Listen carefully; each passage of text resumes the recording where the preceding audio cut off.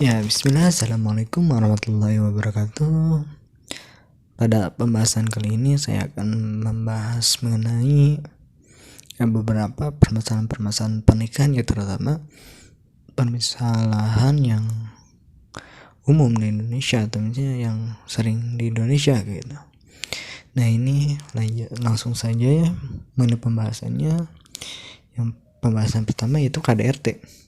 Ya, ini jadi suatu hal yang sering terjadi di kalangan kita di Indonesia ini, terutama ketika masa pandemi ini terjadi namanya kekerasan rumah tangga itu meningkat, baik itu karena sebab faktor ekonomi, ya mungkin bisa jadi karena disuruh di rumah saja. Ketika di rumah saja malah lebih lebih bahaya KDRT daripada virus corona gitu. Kalau misalnya virus corona ya nggak nyakitin hati, sedangkan KDRT ya bisa menyakiti hati, baik pun hati maupun fisik. Nah, ini ya ada banyak kasus ya, hanya segelintir saja. Ya banyak sekali kalau misalnya kasus KDRT ini. Ya yang ketahuan saja sudah banyak, apalagi yang belum ketahuan gitu. Di sini ya kasusnya itu ya sekitar ya ini 2019 ya 14% atau kasusnya naiknya 14%, sekitar 400 ya. Itu udah 400.000 ya, luar biasa sekali gitu. Nah, ini ketika terjadi seperti ini semakin meningkat drastis 40%. Nah, apalagi ini baru 2019, apalagi 2020 semakin meningkat lagi KDRT itu. Nah, ini menjadi prihatin gitu, menjadi suatu perhatian, apalagi terutama permasalahan hukum mengenai bagaimana menyelesaikan permasalahan KDRT ini. Nah, ini jangan sampai terus berlanjut gitu. Bahkan ini bisa sampai 400, ini baru 2009 ya. Ini juga kasusnya baru ketahuan, gimana yang belum, ya mungkin bisa jutaan. Ya, di sini macam-macam kekerasan, ya kekerasan rumah tangga. Ada namanya kekerasan fisik, ya kekerasan fisik itu ya main pukul, main tampar, main dorong, itu fisik. Ya, kemudian kekerasan verbal itu kekerasan yang berupa kata-kata, ucapan kotor, ucapan kasar gitu, atau hinaan, cacian, itu juga merupakan kekerasan. Ya, kekerasan itu bukan ya fisik, tapi juga kekerasan ucapan, ya bikin sakit hati. Namanya bikin sakit hati itu ya lebih keras gitu, lebih sakit daripada secara fisik. Kemudian ya kekerasan psikis, yang kekerasannya bisa membuat orang trauma, takut, depresi, stres. Nah, itu penyebabnya gitu, bisa membuatnya gitu. Psikologi kondisi seseorang bisa misalnya sering disiksa, menjadi penakut orangnya gitu. Kemudian ya kekerasan ekonomi, maksudnya kekerasan ekonomi ya kekerasan ya karena misalnya tidak dinafkahi, tidak tidak memberi makan gitu. Kadang misalnya suaminya enak-enaknya saja, si istrinya yang bekerja gitu. Kalau misalnya gak dapat duitnya kurang, misalnya disiksa gitu.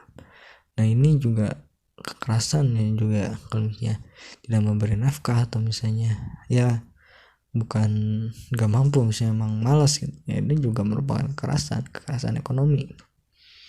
Kemudian ya kekerasan seksual gitu, misalnya ya berhubungannya tidak adab gitu, misalnya berhubungan seksualnya saling pukul, saling gambar gitu. Nah, ini ya ekstrimnya kalau gitu, ya itu kekerasan. Misalnya sampai mencederai kelamin gitu. Nanti juga merupakan kekerasan seksual. Ya, itu juga KDRT juga ya. Kemudian faktor ya penyebab ya faktor yang di sini solusi itu bukannya, mungkin ini ekonomi ya faktor ekonomi. Faktor ekonomi ini ya seperti itu ya, sudah dijelaskan tadi ya mengenai faktor ekonomi ini. Si suaminya malas atau misalnya uangnya kurang gitu ya, ini menjadi faktor gitu, menjadi depresi gitu. Misalnya si istrinya sering nyalahin suaminya, gak becus mencari nafkah, kemudian si suaminya marah. Nah ini menjadi faktor kekerasan. Kemudian selingkuh, udah maka ketahuan selingkuh gitu, malah yang dipukulin yang bukan selingkuhnya, malah yang si istrinya nggak selingkuh gitu. Nah ini menjadi faktor juga kekerasan. Perselingkuhan ini juga faktor juga ya, faktor KDRT. Kemudian ya kurangnya nilai keagamaan ya, ini penting menumbuhkan rasa takwa. Penting juga. Jadi rumah tangga itu ya ibadah ya, berarti ibadah itu sambung kepada Allah, bukan hanya hubungan antara manusia dengan manusia, tapi hubungannya dengan Tuhan.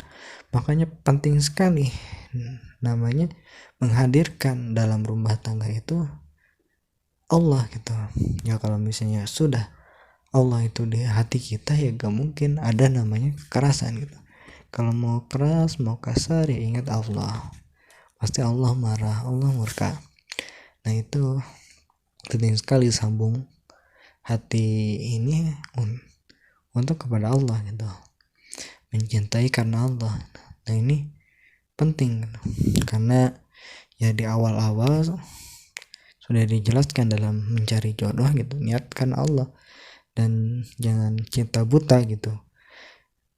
Tahun dilihatnya kelihatan baik padahalnya kasar gitu.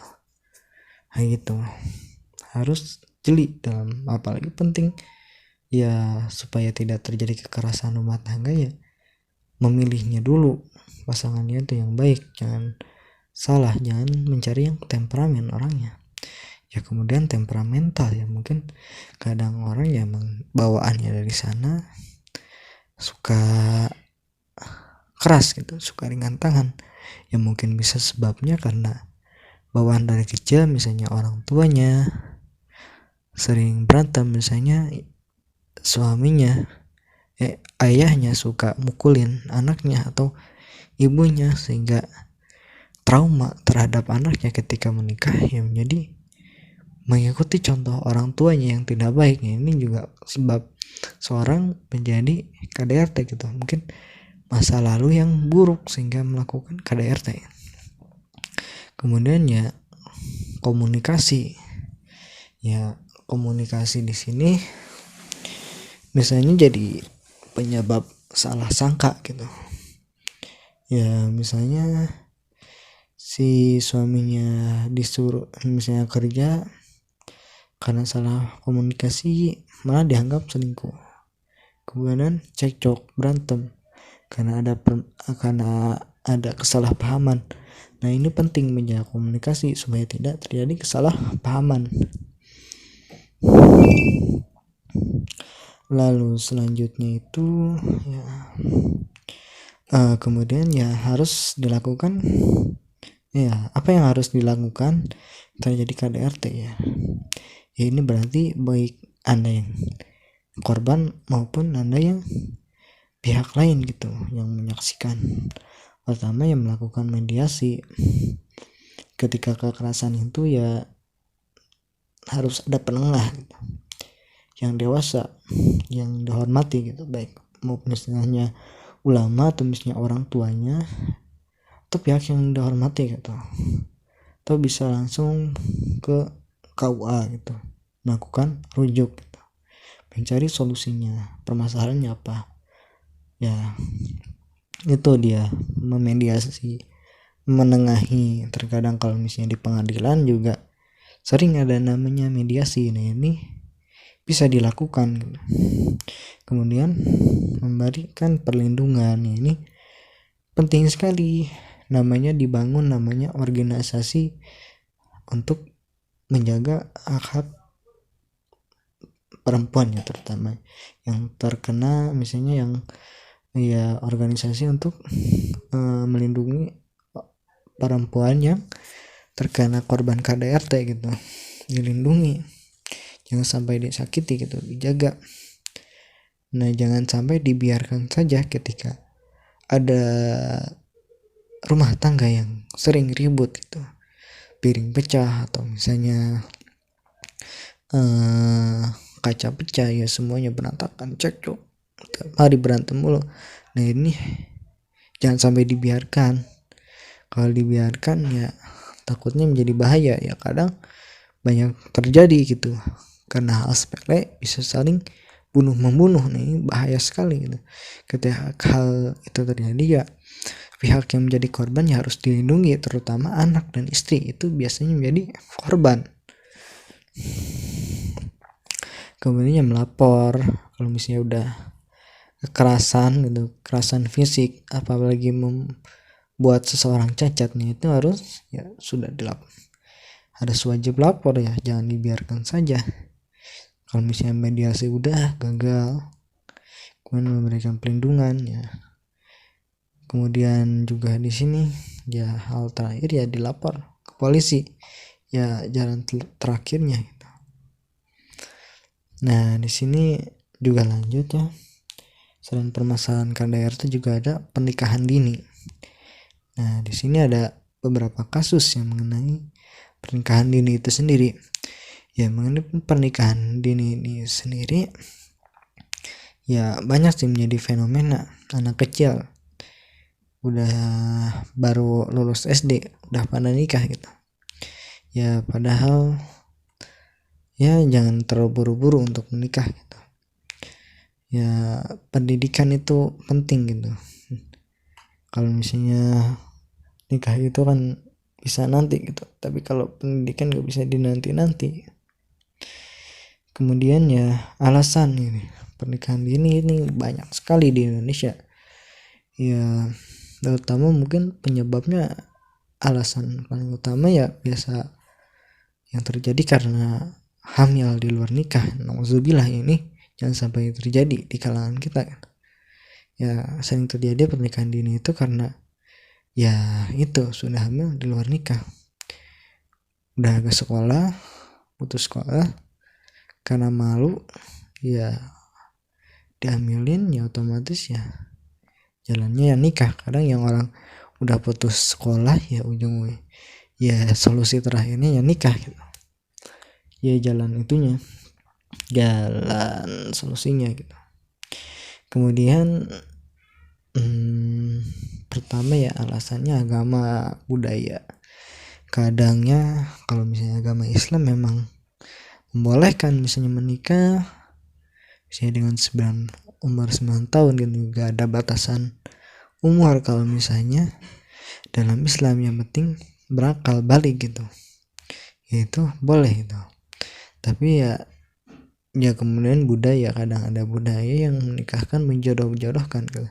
Apalagi kalau misalnya zaman dulu yang nikahnya emang zaman dulu ya masih kecil-kecil gitu, sudah 17 tahun sudah punya anak gitu, atau misalnya 15 tahun sudah punya anak.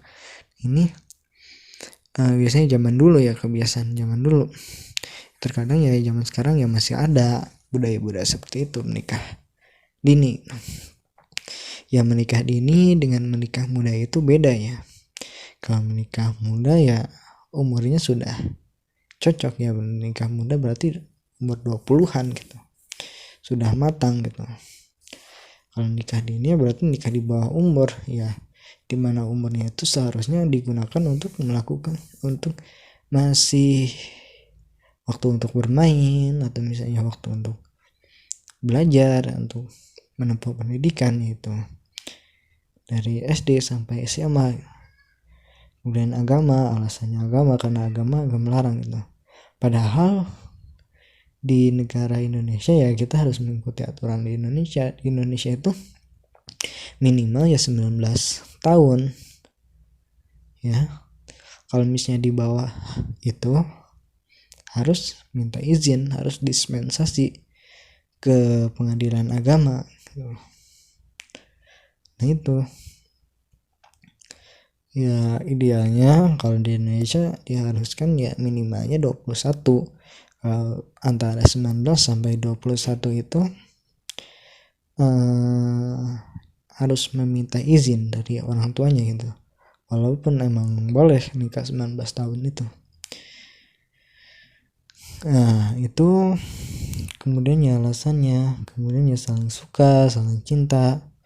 Ya ini kadang misalnya takut zina, ya ini nikah aja, ini alasannya juga gitu.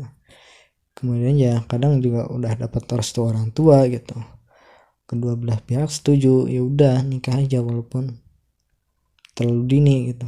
Kemudian juga misalnya udah penghasilan ya, udah gaya, udah punya duit gitu, udah bisa kerja ya. Nah itu kan ya ingin merasakan kebersamaan anak lebih lama. Kadang kalau misalnya alasannya kalau misalnya masih muda ya nanti cucu bisa melihat cucu-cucunya ketika dia masih fit gitu. Padahal yang namanya umur gitu ya gak tahu ya, kadang umur itu gak bisa diukur ya. Rencananya misalnya nikah muda, pengen misalnya anaknya misalnya udah punya cucunya ketika masih fit, ya bisa jadi baru nikah dini tiba-tiba meninggal, itu bisa saja terjadi ya. Ini ya faktor yang paling ini ya, karena terlanjur hamil gitu ya, faktor ya alasan gitu. Ketika misalnya ya harusnya ya pacaran gitu, terus tiba-tiba kebablasan, misalnya baru SMP udah hamil. Nah ini kalau misalnya sekolah malu gitu, kan aib sudah hamil gitu. Nah, ini suatu sebab gitu terjadi namanya menikah dini karena sudah hamil di luar nikah. Nauzubillah, jangan sampai terjadi hal tersebut. Nah kemudian juga kasus pernikahan ini ya, ini ada sekitar 1 juta ya. Wow, ini baru 2018 gitu, sekitar 1 juta anak terutama perempuan ya menikah dini itu di bawah usia 18 tahun gitu. Harusnya kalau aturan sekarang itu undang-undang nomor 16 tahun 2019 atau 18 ya, pokoknya hal itu bukan peraturan PMA nomor 16 itu minimal 19 gitu, gak boleh 18, di bawah 19. Misalnya di bawah 19 ya harus meminta izin ya. Kadang saya sering menemukan misalnya di KUA itu yang umurnya masih di bawah gitu, ya otomatis harus meminta izin ke pengadilan. Kadang kalau orang nakal suka yang macam-macam, suka mengacak data gitu, maksudnya mengubah-ubah data, harusnya 17 tahun di 19 tahunin ya, ini bahaya gitu. Misalnya memanipulasi data gitu. Kemudian akibat pernikahan dini ya, ini juga akibatnya. Pertama, tidak tahu memikul tanggung jawab. Kadang misalnya anaknya belum balik, belum dewasa ya, masih kanak-kanak, masih usianya emang diperuntukkan untuk masih bermain, kemudian dibebankan untuk melakukan tugas rumah tangga. Ini menjadi sebuah beban kalau dia tidak siap untuk menjalani rumah tangga. Kemudian ya hilangnya masa muda itu sudah pasti ya, hilang, gak ada main-main sama teman atau belajar sama teman ya. Usia 15 misalnya sudah nikah ya, dia harus menjadi harus mengemban tanggung jawab rumah tangga gitu, padahal waktunya dia masih untuk belajar, berpendidikan, atau sekolah atau misalnya bermain gitu. Waktu masa mudanya hilang karena ada tanggung jawab. Kemudian pendidikannya terhambat. Biasanya kadang ya orang nikah dini karena putus sekolah, lulus SD, kemudian ketemu jodohnya, nikah, ya gitu nih. Kalau misalnya jalan lainnya, kalau misalnya udah ke sekolah ya nikah gitu. Nah, tuh. Kemudian ya kehamilan di usia dini ya bahaya bagi kesehatan. Ya nikah dini ini ya fisiknya belum tentu kuat ya. Ya lebih baik ya, takutnya ya sering terjadi keguguran atau misalnya permasalahan lain yang mungkin saya gak terlalu membahas bahaya secara kedokterannya. Saya bukan ahlinya. Mungkin misalnya bahaya nikah dini dari segi kedokterannya bisa ditanya yang lebih ahlinya. Ya mungkin hanya sekilas saja ya, mungkin ya nikah dini itu pasti ada resikonya, terutama masalah kehamilan gitu.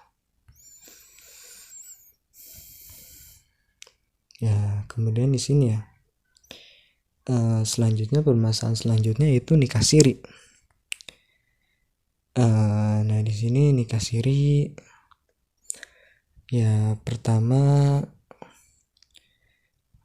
nikah siri itu berarti ya kalau sekarang itu maksudnya yaitu ya nikah karena ya tanpa dicatat oleh negara, kayak gitu nikah siri itu. Kemudian ya alasannya di sini kenapa orang nikah siri, pertama agama budaya gitu ya. Emang namanya agama gitu gak ada dalilnya nikah itu harus dicatat negara, tapi ya kalau zaman sekarang itu menjadi kewajiban, menjadi maslahat pasti, karena ya beda zaman dulu. Zaman dulu emang gak ada pencatatan pernikahan. Kalau sekarang ada ya karena ya emang penting sekali pencatatan pernikahan itu. Kalau tidak dilakukan malah berakibatnya banyak implikasi, permasalahan-permasalahan yang akan terjadi kemudiannya. Nah, mungkin kalau akibatnya mungkin dijelaskan slide selanjutnya, yaitu ya karena alasan agama, ya penting sah secara agama gitu ya. Kemudian ya masih sekolah gitu, masih sekolah di sini dia misalnya masih kuliah gitu. Takutnya kalau misalnya sudah nikah masih malu gitu, masih pengen bareng teman-temannya gitu, supaya agak ketahuan sama yang lainnya ya nikah siri. Ya misalnya sudah punya pacar, takutnya misalnya zina, ya nikah saja gitu, tapi nikahnya secara siri gitu. Ini alasannya karena usia sekolah gitu. Kalau misalnya secara sah ya mungkin nikahnya mungkin misalnya masih SMP SMA ya mungkin otomatis harus putus sekolahnya. Kemudian ya belum cukup umur ya kadang ya jalannya ketika misalnya ya tadi sudah dijelaskan nikah dini ya, nikah di bawah umur misalnya harus dibawa ke pengadilan meminta perizinan pengadilan. Ketika pengadilan misalnya gak ngebolehin tapi mereka masih tetap ngeyel nikah di bawah umur gitu. Nah ini solusinya ya nikah siri, yang orang banyak yang nikah di bawah umur itu ya nikah siri, supaya kalau dicatat di KUA ya apalagi pasti ditanya-tanyain, pasti ribet lagi, menganggapnya ribet. Kemudian simple ya, kadang nikah siri itu lebih simple gitu. Kalau misalnya ya KUA catat ya harus ribet pemberkasan atau pemeriksaan. Kadang orang kenapa nikah siri karena takut ketahuan gitu. Nah ini simple, gak ribet, gak harus bolak-balik ke KUA gitu alasannya. Kemudian ya ekonomi, kadang misalnya ya mungkin misalnya biayanya daftar KUA mahal atau gimana, padahal ya namanya bayar KUA ya gak mahal juga, hanya 600.000 gitu. Nah ini juga faktor ekonomi juga bisa menjadi sebab. Kemudian ya poligami, kadang orang itu menikah karena sebab poligami ya, karena sebab poligami misalnya nikahnya secara sah ya belum tentu, karena kalau misalnya poligami harus ada izin dari pengadilan ingin melakukan poligami, hingga solusinya nikah siri supaya gak ketahuan sama istrinya gitu. Kalau misalnya secara sah itu harus ada izin dari istrinya gitu. Nah itu, ini sebab-sebabnya mengapa orang nikah siri. Kemudian juga hamil duluan, ya ini juga sudah dijelaskan. Nikah siri karena misalnya nikah secara terang-terangan atau secara sah atau misalnya dicatat ya malu gitu, takutnya takut ketahuan kalau orangnya hamil duluan gitu. Itu solusinya ya nikah siri. Oke, lanjut ya. Kemudian akibat nikah siri, pertama ya anaknya bisa dianggap sah, kemudian tidak dianggap sah, nggak diakuin karena bukan anak sah. Kemudian ya tidak mendapatkan hak nafkah gitu karena tidak sah secara negara gitu. Menyepelekan gitu, mentang-mentang nikah siri ya ditinggal sakarep dewek baik gitu. Kemudian tidak mendapatkan hak waris, ya ini secara pengadilannya berarti kalau secara syar'inya ya emang boleh dibagi gitu. Tapi misalnya menjadi pertanyaan kalau misalnya poligami, misalnya pas si suaminya meninggal tiba-tiba ada orang lain yang misalnya ngaku-ngaku sebagai istri, tapi istrinya istri siri gitu. Kadang misalnya istri siri itu tidak mendapatkan waris karena tidak ada bukti secara otentiknya, bukti surat nikahnya. Kemudian KDRT ya, akibat nikah siri itu sering terjadi kekerasan rumah tangga. Kemudian ya poligami ya, misalnya nikah siri ya karena gak diawasi, gak dicatat ya bisa seenaknya orang melakukan nikah sembarangan gitu. Kemudian dikucilkan masyarakat, orang yang nikah siri tidak dicatat terkadang menjadi suatu aib, menjadi suatu yang malu di masyarakat. Kemudian ya perselingkuhan ya, ini juga bisa menjadi akibat sebab ya kadang ya banyak sekali kasus di Indonesia ini yang nikah siri, kemudian banyak juga yang terjadi perselingkuhan. Ya memang nikah sah juga ya sering pasti ada terjadi perselingkuhan, tapi kalau nikah siri lebih beresiko lagi gitu. Ya lanjut, untuk selanjutnya itu mengenai incest. Incest itu nikah sedarah gitu, nikah adik kakak atau misalnya bapak sama anak nikah. Kalau di agama itu dilarang gitu. Yang alasan pertama ya karena cinta buta itu sendiri, tidak memandang dia siapa, latar belakang siapa, karena namanya cinta harus melihat latar belakangnya, apalagi mengenai mahramnya, dia mahram atau bukan gitu. Kemudian kedua ya kurang ilmu pengetahuan, ya mungkin mereka gak tahu misalnya adik kakak itu gak boleh nikah, misalnya paman sama keponakannya itu gak boleh nikah. Ya kadang ada kasus-kasus di Indonesia itu terjadi karena emang ketidaktahuan. Kalau misalnya terjadi seperti itu, kalau misalnya mereka udah tahu, otomatis dipisah walaupun tanpa ada ucapan talak. Kemudian kurangnya ilmu agama. Ya agama itu apalagi terutama agama Islam sudah dijelaskan mengenai mahram itu ada banyak ya, harus dipahami, jangan sampai salah dalam memilih pasangan. Apalagi salah memilih pasangan ini malah nyasarnya jangan sampai ke mahram. Kemudian budaya kadang ada budaya orang gitu nikah sama adik kakak, itu menjadi kebiasaan. Ini penyebab atau alasan ya. Kemudian akibatnya, kemudian ya cacat dari lahir, asimetris, berarti wajahnya tuh ya mungkin menyon sebelah atau misalnya garata sebelah gitu. Jadi ya satu misalnya juling, satu misalnya sipit, satu matanya belok, ya mungkin itu menjadi jadi asimetris, tidak sama wajahnya kiri kanannya gitu. Akun bibir sumbing, ya kekerdilan tubuh, gangguan, pokoknya banyak sekali gitu akibat dari incest ini, terutama terhadap anak gitu. Ya itu ya jangan sampai terjadi. Karena kenapa itu bisa terjadi ya, secara biologisnya itu karena penyebab dari kekurangan genetik, variasi genetik.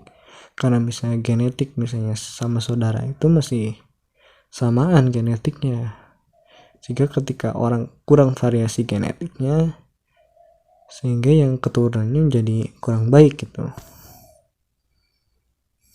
Ya hukum dari incest ya hukumnya dilarang ya, baik agama ya maupun negara, baik undang-undang maupun KHI itu melarang hubungan semenda gitu, atau hubungan darah, gak boleh.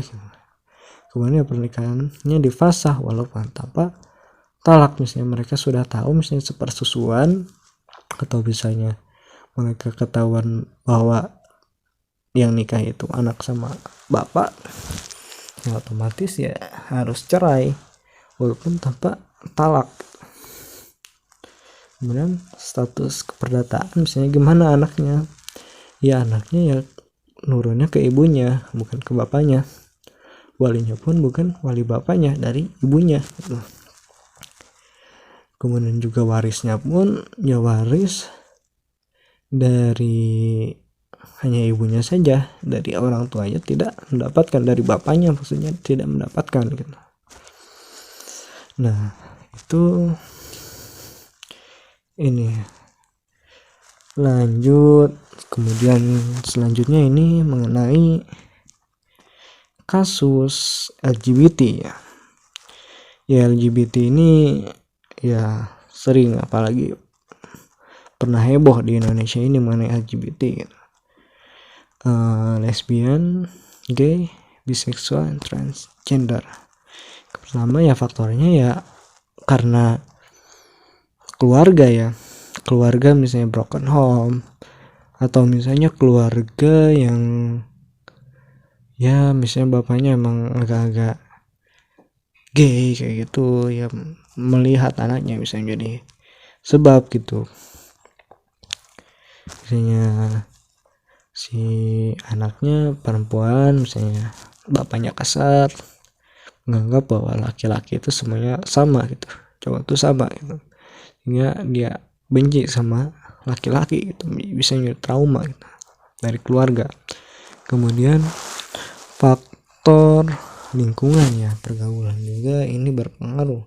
Kalau teman-temannya gay ya, pasti gak bakal jauh kepribadiannya gitu, pasti menular. Namanya gay itu ya, perilaku LGBT itu, jangan sampai kita deket-deket sama orang-orang LGBT. Orang-orang seperti itu orang-orang yang hina gitu, lebih hina daripada binatang. Binatang saya tidak melakukan hal seperti itu gitu. Kemudian ya faktor genetik. Mengenai faktor genetik ini, kadang orang mungkin kromosomnya misalnya laki-laki itu harus XX, kalau perempuan ya XY.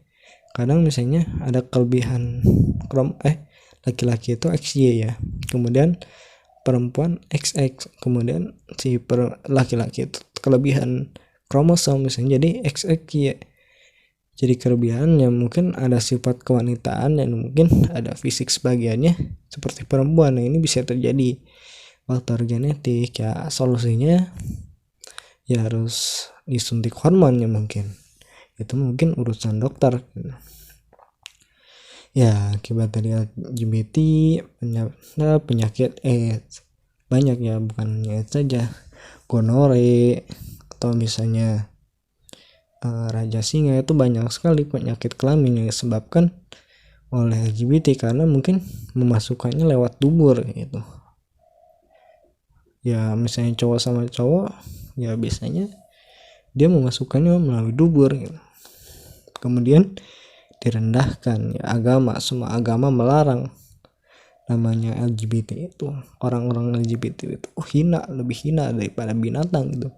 Binatang aja tahu mana cowok mana cewek gitu.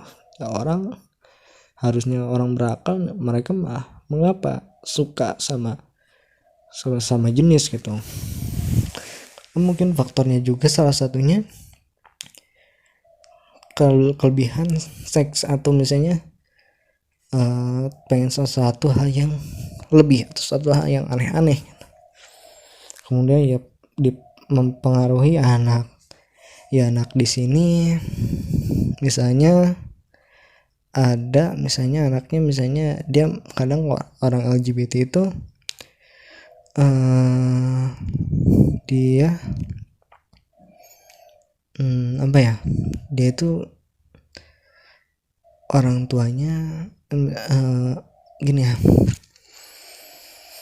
jadi intinya kayak gini, si anaknya adopsi ya. Jadi kadang kalau misalnya si orang LGBT itu misalnya misalnya cowok gay gitu suka adopsi anak, rawat anak, kadang berpengaruh. Misalnya anak tersebut karena merasa aneh orang tuanya berbeda dengan lainnya gitu, yang lainnya misalnya cowok cewek, misalnya laki-laki perempuannya, ini misalnya cowok duanya gitu, mempengaruhi psikologi anak gitu. Atau misalnya anak orang lain yang sering melihat gitu mencontoh, ya namanya anak suka mencontoh, ya ini bahaya gitu. Kemudian keamanan anak bisa terancam ini orang gay itu ya akibatnya sering melakukan sodomi atau pedofilia gitu. Nah ini bahaya sekali. Kemudian peningkatan gejala sosial, etika masyarakat. Peningkatan ini berarti kekerasan, apalagi mengenai kekerasan seksual. Nah itu untuk selanjutnya yaitu mengenai poligami. Masih banyak ya. Kemudian ya poligami gak usah dijelasin poligami itu apa, ya pasti sudah tahu. Ya di sini alasan poligami ya, kenapa ya orang alasan poligami ya karena banyak duit. Mentang-mentang banyak duit ya seenaknya saja, padahal namanya cinta itu gak bisa dibayar dengan duit gitu, kecuali ya orang matre gitu. Kemudian syahwat, kadang nafsunya berlebih, matanya jelalatan, jadi pengen poligami gitu, hypersex. Kemudian perintah agama dengan dalil agamanya, misalnya surat An-Nisa ayat 3 misalnya, Mangkiwa Umaratan Rasulullah sawaruba, ya semuanya yang penting misalnya sunnah Rasulullah. Padahal Rasulullah juga bukan berarti sunnah itu yang bukan sunnah ya, tujuannya gitu.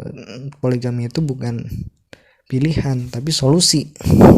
Ketika emang jumlah wanita itu lebih banyak, tapi sekarang faktanya ya di Indonesia ini apalagi yang banyak sebenarnya cowok gitu, jadi gak ada alasan namanya cewek itu lebih banyak gitu.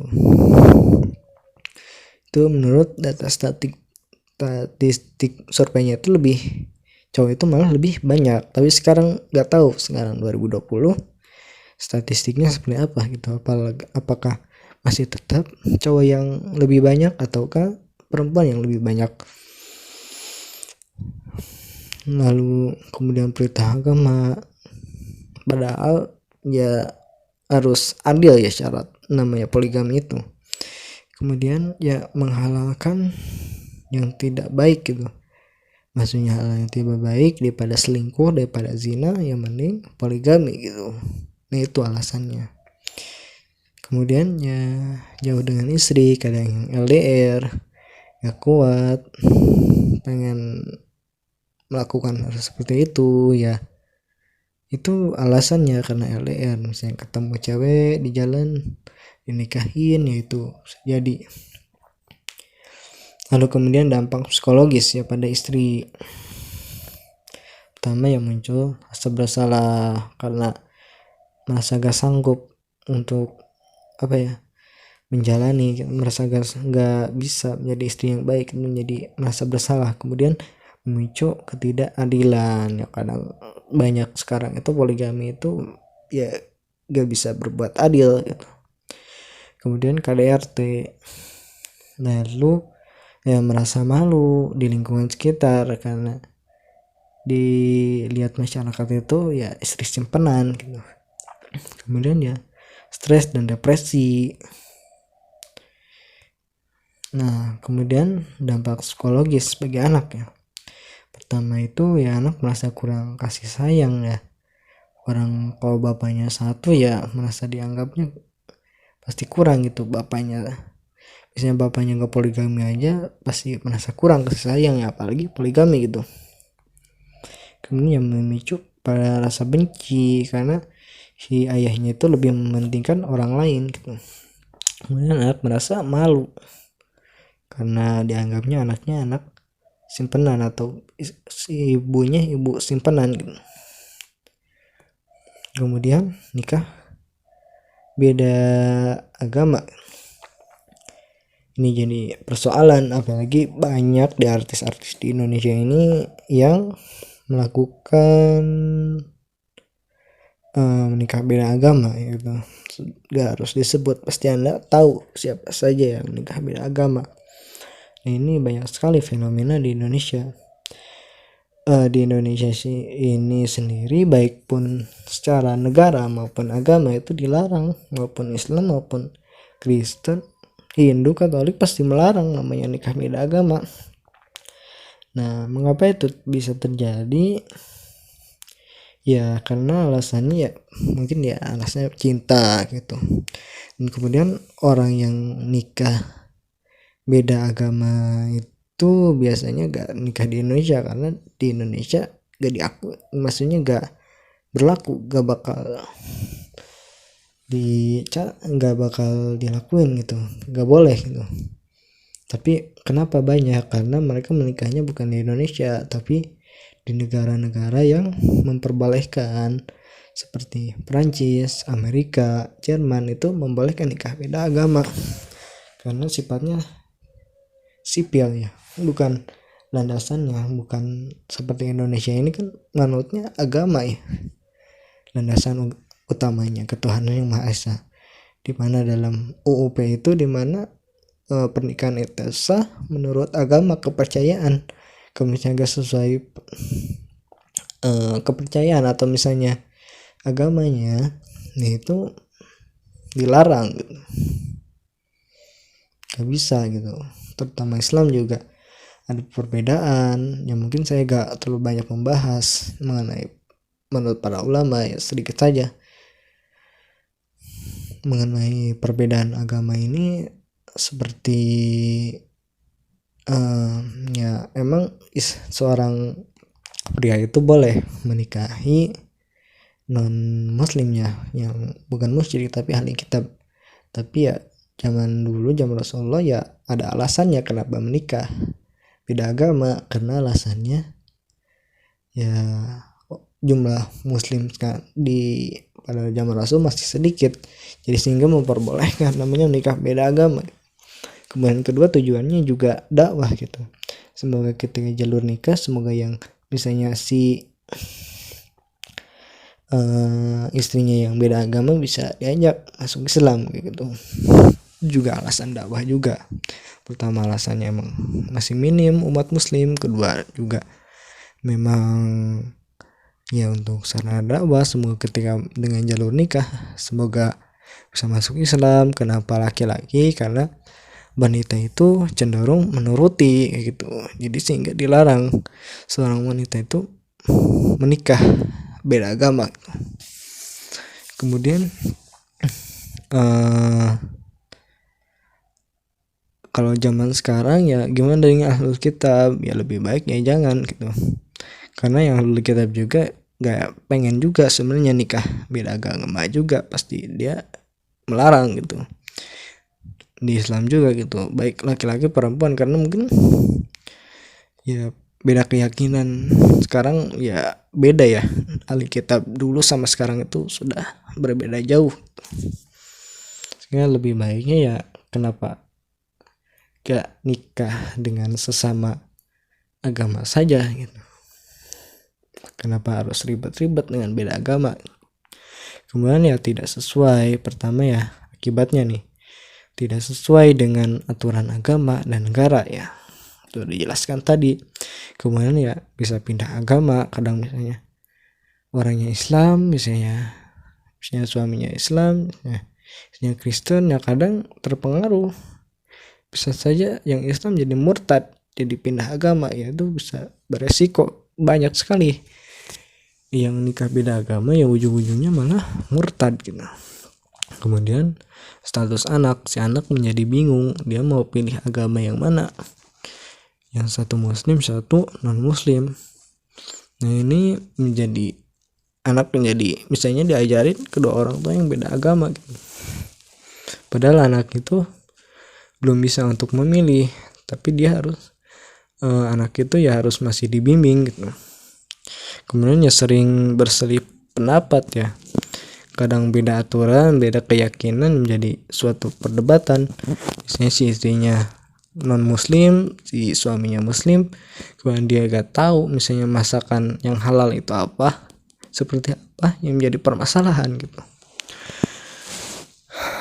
Ya itu ya, ya mungkin itu saja ya, karena sudah terlalu banyak waktunya,